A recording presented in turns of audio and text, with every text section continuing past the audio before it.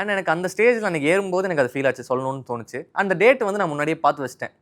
அந்த 31ன்றது ரொம்ப நல்ல முகூர்த்தம்ன்றது வந்து எனக்கு ஆல்ரெடி. அவங்களுக்கு சொல்லிட்டீங்களா முன்னாடியே? இல்ல யாரு அவங்களுக்கு சொல்ல இல்ல அவங்க தெரியாது. நான் எல்லாரும் இந்த கொஸ்டின் கேட்டிருப்பாங்க, ஆனா நான் கண்டிப்பா கேட்டே ஆகணும். ஸோ வந்து நீங்க ப்ரப்போஸ் பண்ணீங்கல்ல, ஸோ அந்த வீடியோ வந்துட்டு எங்க டீம்ல இருந்து சொல்லி அனுப்பிச்சு விட்டாங்க. ஸோ அந்த வீடியோ நாங்க போட்டு 2 மில்லியன் ரீச் ஆகி அதுக்கு நீங்களா லைக் போட்டிருந்தீங்களா?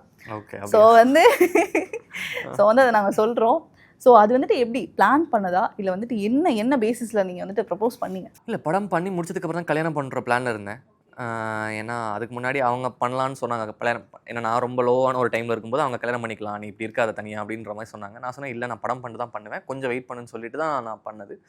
அண்ட் எனக்கு அந்த ஸ்டேஜில் அன்றைக்கி ஏறும்போது எனக்கு அது ஃபீல் ஆச்சு, சொல்லணும்னு தோணுச்சு. அந்த டேட் வந்து நான் முன்னாடியே பார்த்து வச்சிட்டேன். அந்த 31ன்றது ரொம்ப நல்ல முகூர்த்தம்ன்றது வந்து எனக்கு ஆல்ரெடி. அவங்களுக்கு சொல்லிட்டீங்களா முன்னாடியே? இல்லை அவங்களுக்கு சொல்ல இல்லை அவங்க தெரியாது.